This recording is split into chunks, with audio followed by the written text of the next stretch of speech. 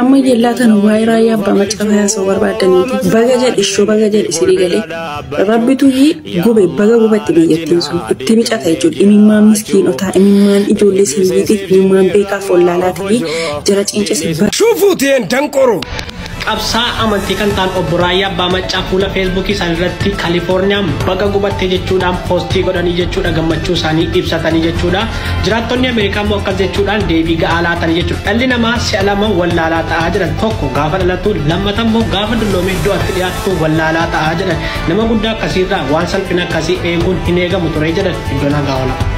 አንተ ወራዳ ደንቆሮ መሃይም Raayyaa Abbaa Maccaa ማለት የኢትዮጵያ ማንዴላ ነው ማንዴላ ነው የኢትዮጵያ ማንዴላ አንተ ምን የሰራው ነገር አለ አቲማሎ ጀቴ ሰሬ ሃደረው ለማከከቲቱ ያ ቅጥያሳ ማይሲን ኩኒ ፈልቤ ሃደረው በያሲ እንደዚህ አይነት ወራዳ ሰዎች እየመጣችሁ ሚዲያ ላይ እንትን አትበል አንተ ሁሌ ማውቀ እንትን ለማወዛገብና ሰው ስላንተ እንዲያወራ ምትል ደንቆሮ ሰው እናቀሃለን ሼር አርጉለት ይሄ ዮኒ ደዲባ ነው ደሪባ ነው አከሲም ብራቂል ጦራ ወጮ በርቴ waan irraa wacatu Raayyaa Abbaa Maccaa irraa mo'achuu dhufte ajandaa torbanii dhibee ajandaa torbanii kan biraa barbaadadha warri wacitoonni isin jettanii waca miidiyaa kana gubbaa teessanii Raayyaa Abbaa Maccaa kan abbaan barbaade akka barbaadetti irraa haasoftu miti kan abbaan barbaade waa isaa haasoftu miti kan abbaan barbaade kan qeequu dandeessuu miti qabsaa gameessa qabsaa sabaa qabsaa amantii kabajamaa fi jaallatamaadha kan amantiin nama waliin jaallatame rakkataa kan gargaaru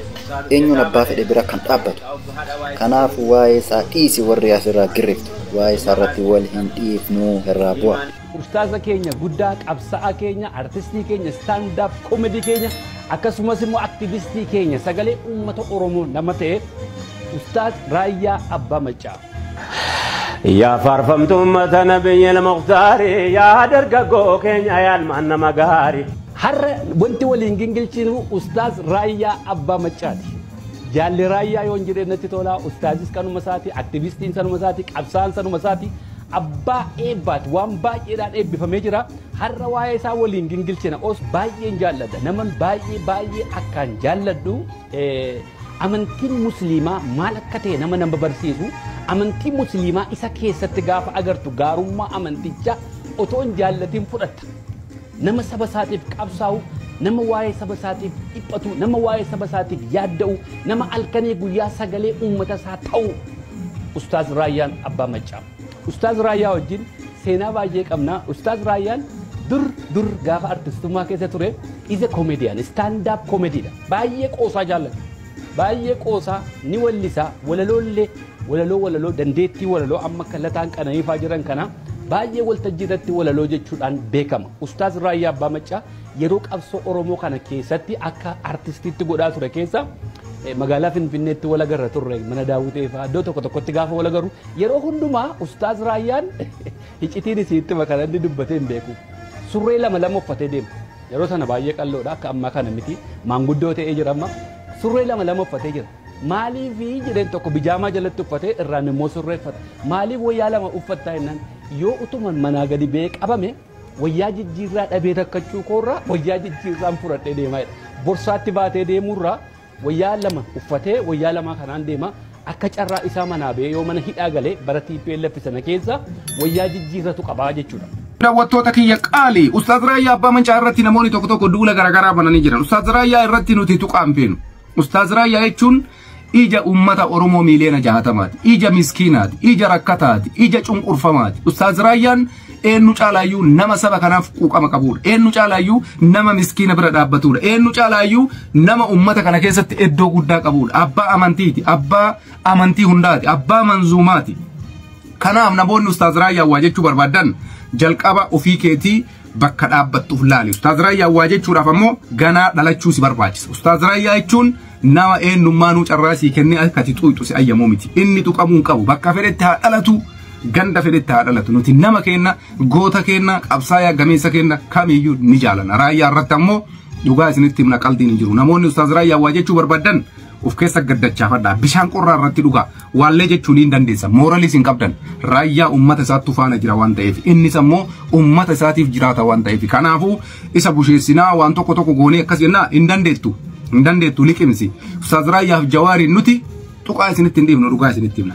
namni ani akka qaldiititti irratti dhiqqo malee nama tokko chaansiin kennine namoota kanneen raayyaan anaaf akkuma Jawar Mahammad eenyummaanuu dhaqee akka Ustaaz Raayyaatti bu'uun barbaadu bakka nama namummaa isaatiin kabajaa isaatiin Oromoo hundaaf kabajaa qabudha nama ganda Oromoo hunda beela uqee isaa dhaqee beela baasuudha iddee salfadhaa malee sheemiin isinaa qabu kanaafuu bakka humna keetiitti utaalisiin jenna bakka siin geenne nooqatiin okay daawwattoota kiyya jaalatamu kabajamoo odeessi kenna kana fakkaata hanga odeeffannoo itti aanu qabannee gurra siin bufnutti viidiyoo kana wajjin turtii gaarii odeessi kenna ammoo guyyaarraa waan yeroo wajjin deemu qofa siin biraan geenna kanaafi hanga sagantaa biraatii walitti deebinutti viidiyoo kana wajjin akka bohaartan raayyaa abbaa macaatti nuun qalladina barsiisa waan hedduu irraa baranne jechuudha raayyaa abbaa macaa jechuun ilma gandaatii miti ilma zariitii miti ilma bakka fedhe dhaqee oromoodhaaf yeroo oromoon bakka kamitti rakkattee namni irra dhaquu sodaati kan dhaqee irra dhaabbatu raayyaa abbaa macaati raayyaa abbaa macaa ilma gandaatii miti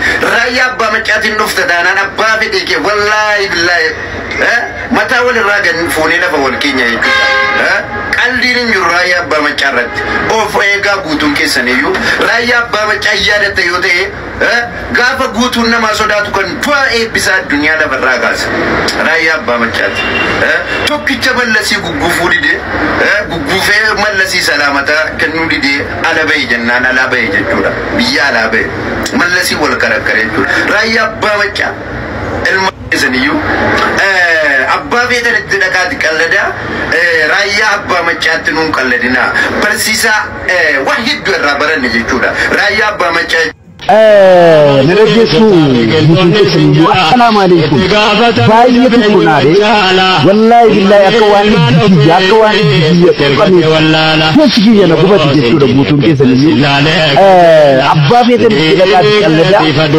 رايا أبا مكاتنون كاللدنا برسيسا وحيد جرى برن جسورة رايا أبا مكاتنون إلما دنداني إلما زريفي إلما بكفر لكي أرمونا جرو bakka kamitti rakkatte namni irra dhaquu sodaate kan naqee irra dhaabbatu raayyaa abbaa macaati raayyaa abbaa macaa ilma gandaatii miti raayyaa abbaa macaatiin dhufta taanaan abbaa fedhe wallaahi billaahi mataa walirraa ganii fuunee lafa wal keenya jechuudha qalbiin hin jiru raayyaa abbaa macaa irratti of eegaa guutuun keessaniyyuu raayyaa abbaa macaa yaadatta yoo ta'e gaafa guutuun namaa sodaatu kan du'a eebbisaa addunyaa lafarraa kaasa raayyaa abbaa macaati tokkicha mallattii gugguufuu بوفي ملتي سلامتا كنو دي على بي جنان على بي يا على بي ملتي والكاركتر رايا بامچا الما صداتا وكان مو نما متا دي كبسلو كاسي مو گنداتي نما اورمو بوتو فرنو تبرسي سودا وامي كتو انا ثبت بوتو نم رايا بامچا بوتو والله بالله اكوان بيقول بوتي أيام كذا نما برادة نكبر برباد أستاذ رايا هبا ما جات تثانا أستاذ رايا تبوت تثانا أكفنجيت ولا تلون أستاذ رايا رتأبى برني بنوتي إيه سرا بتيتوتا وانتي هم أستاذ رايا هرمودا حجة هنجر وانتي هم أستاذ رايا هرمودا دبة هنجر موت ما نوجني كاملين سياسة نوجني ونرندو أني دربنا ما أستاذ رايا هرمودا هنوجني والرير لبون جران وما أستاذ رايا نمي هرمودا دبة للا بهنجر كليزا يرونتي تولتين التنسي فالماتوري وتونتي أوفين بيجين كرا هرم مارتي فالماتوري كرا من تارتي دبتاتوري حق أنيرانتي دبتاتوري إيه ترابطي تتات كلب أسود رايا أبا مجات النمن واجدت يوجراتي شو قدي قالوا يا وشا قماتا إلمان ها أرو رايا أبا مجات النمن واجد رايا أبا مجات شون نما برا نمني مرتسا قالي أرموته وصداتو سنججو نشيدا كيستك أبي رايا أبا مجات قفا جنرال عمر سليمان موتو نروي انتاي غيرارسان جرا كان لما انتو كاسيت توفيت نورمون ما ترتيم بونتو كان oromotu biyya bulchaa jira oromotu ara kiiloo jira jettee ati uu jettu kana kasi barsiise raayyaa abbaa macaati islaama taphattee kaatee bakka haraqee dhaytee geemii taphachuuf jecha saahiba kee wajjin beekaa wallolte ana dhukkee sirraa kaasa oromoon kanaa wajjisanii sobuu hin jiru tanaafuu amma murtii dabarsine irraa buuna wanni jennee murteessinu yoo jiraate murtii guutaa fi mu'aaz yoo isin barbaachise isin tapha araaraa yoo isin barbaachise boksii walii bahaati bukkee walirraa kaasaa achi walirraan ka injifatetti badii murree ka injifatame lammatetti deebiin jenne isa aarsine biratarraa kan waafite gara Ustaaz Raayyaa Abbaa Maccaatitti darbaa jechuudha. Ustaaz Raayyaa Abbaa Maccaa jechuun nama kabajamaa riqicha wal jaalala Oromoo fi Oromiyaa ummata kiristaanaa ummata islaamaa ka Oromoo ka biyya keessa jirullee ka biyya alaa jirulleeti. Siigale nama kana jaalachuun kabajuun dirqama Oromoo hundaati. Yoo jaalattellee yoo jibbitellee jechuudha. Raayyaa Abbaa Maccaa jechuun nama hunduma kan kee asirra teettu kana amantii keetiif Oromummaan kee osoo si jalaa wal hin dhabin akkamitti wal bira oofachuu akka ati dandeettu si barsiise kiyyaa wusha. Isin jaalanna baaba hundi Oromoota abbaa miskiina hundaa leencicha onnee goota barsiisaa qeerroof qarree agartuu dargaggoota. Nama lubbuun jiru jajuun ulfaata haa ta'uyyuu garuu Raayyaa Abbaa Mancaa miizanarra kennee kiiloon isaan fagaata. Hojiiwwan gaggaarii waan hojjatee jiruuf jennataaf darbeera faayilli isaa qaata. Namni kun Oromoo hunda garaa nyaata. Barsiisaa dhuga'aa nama sammuu cimaa seenaa isaa amma kam dhiisee kamima. Doktoriin Oromoo rabbii gadissima hindu'inaa muuxadhaa baabaa goshoo ka'imaa. Saba isaa bira qaamaan naqaa laalaa waan ofii qaburraa qoodaa fi wal'aanaa kabajan baabaa koo kabaja sii kennuuf kunoo lafaa kaana.